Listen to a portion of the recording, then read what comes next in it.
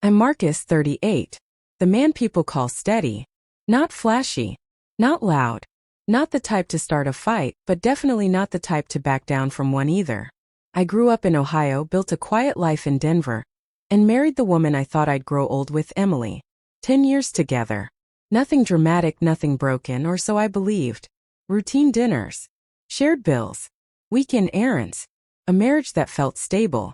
Turns out stability can be an illusion. For months, Emily grew colder. Not angry, just absent. Empty smiles, quick excuses, her phone glued to her hand like it held oxygen. She angled the screen away from me, laughed under her breath, left rooms to answer messages she claimed were nothing. And I, the steady husband, kept choosing trust.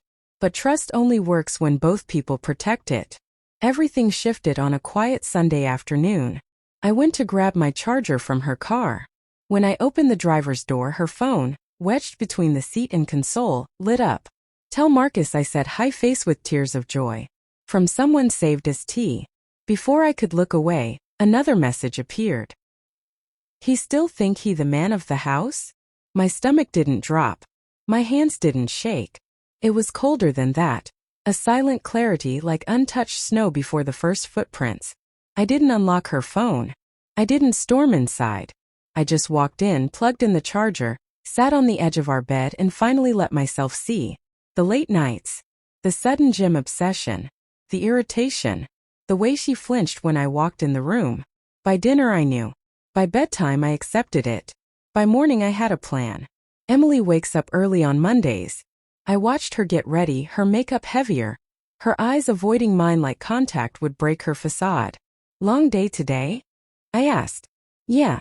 Meetings," she said without meeting my eyes. "Right. Meetings." She grabbed her keys. Walked out. I grabbed mine too, not to follow her, but because I already knew where she was going. Our shared location history confirmed what the messages whispered. She wasn't going to the office. She was going to him. But this part isn't about her. It's about him, Tyler. A personal trainer with a body carved for attention, and an ego inflated by it.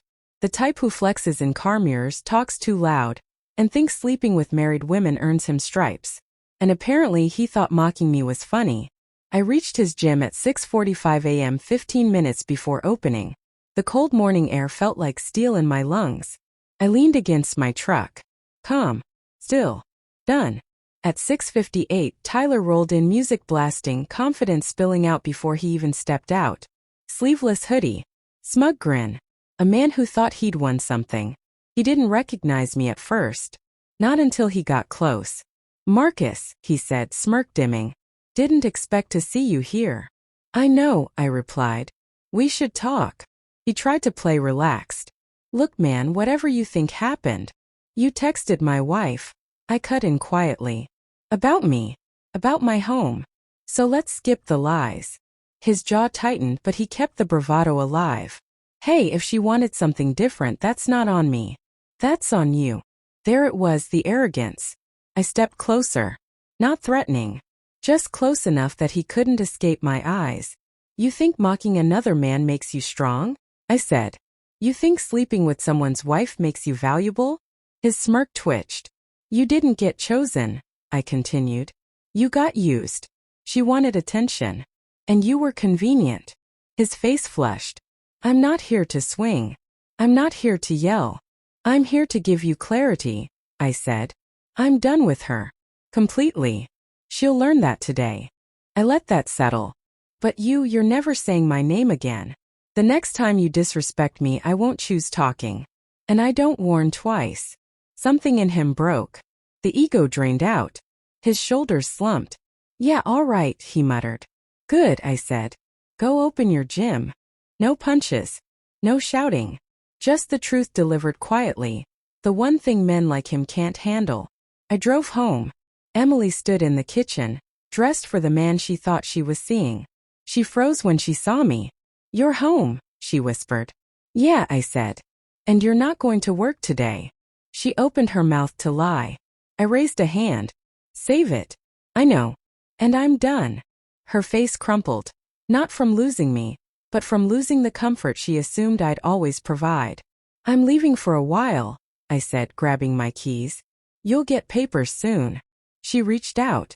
I stepped back. I waited for months for honesty, I said quietly. You never intended to give it. I walked out, closed the door, and for the first time in years I felt unburdened. Tyler learned that mocking the wrong man has consequences. Emily learned that loyalty isn't optional. And I learned something too. A man isn't defined by who betrays him, but by how quietly he walks away when the truth finally speaks.